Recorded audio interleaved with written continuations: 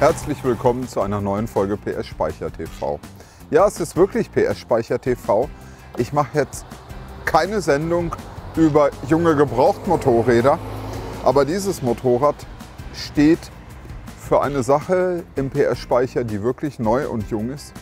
Wir erweitern die Ausstellung. Unser Zukunftssaal, der sogenannte Saal 8, wird seinen Standort verändern.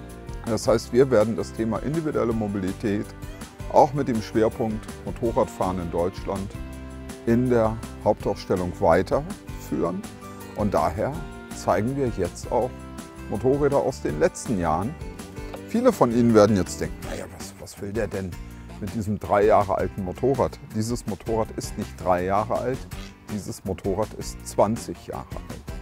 Und das macht es zu etwas Besonderem, weil wenn Sie sich die Gestaltung, den Style angucken, dann sehen Sie, dass dieses Motorrad eigentlich eine sehr junge japanische Stil- und Kunstrichtung repräsentiert, nämlich den Manga-Style. Mangas sind gezeichnete Comics mit harten, kantigen Linien, mit Figuren, mit Geschichten. Natürlich kommen da auch Motorräder drin vor oder Autos und die sehen meist so aus wie diese Kawasaki Z1000. Diese Z1000 ragte, als sie Ende 2002 das erste Mal gezeigt wurde, stilistisch weit in die Zukunft, ist aber von der technischen Konzeption wiederum eine Reminiszenz an die Kawasaki-eigene Firmentradition der großen Z1000-Modelle. Das Einzige, was wirklich ganz stark an die Vergangenheit erinnert und auch eine Art zweites Markenzeichen von Kawasaki war, das ist die Auspuffanlage mit 4 Endrohren. Diese Z1000, diese moderne Z1000, repräsentiert den technischen Stand im Superbike-Bau vor 20 Jahren.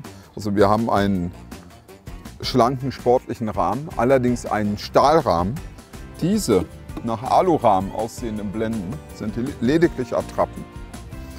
Der Motor stammt auch vom Supersportler ZX9R, ist mit anderen Nockenwellen und einem anderen Setup etwas mehr auf Durchzug getrimmt. Und auch die Räder und die Bremsanlage und die Telegabel stammen von der ZX9R.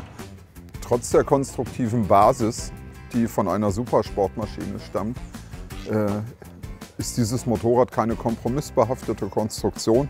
Es wirkt beim Fahren schon wie aus einem Guss. Das ist so handzahm zu fahren, so gut ausgewogen.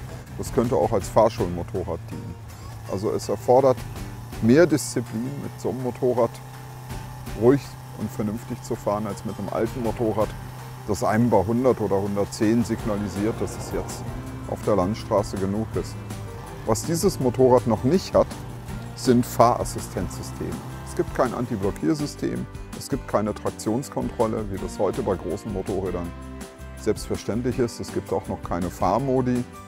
Die entscheidende Rolle dieser Maschine war tatsächlich dieses Manga-Design, was wir jetzt bei fast allen asiatischen Maschinen sehen. Und deswegen wird dieses Motorrad im PS Speicher zu sehen sein als kleiner Designmeilenstein. Herzlichen Dank fürs Zuschauen. Beim nächsten Mal haben wir sicherlich wieder was Älteres am Start. Ich hoffe, die Folge hat Ihnen trotzdem gefallen und ich verabschiede mich mit den allerbesten Grüßen aus Einbeck. Tschüss. Unterstützen Sie den PS Speicher und werden Sie Mitglied bei den Förderfreunden PS Speicher.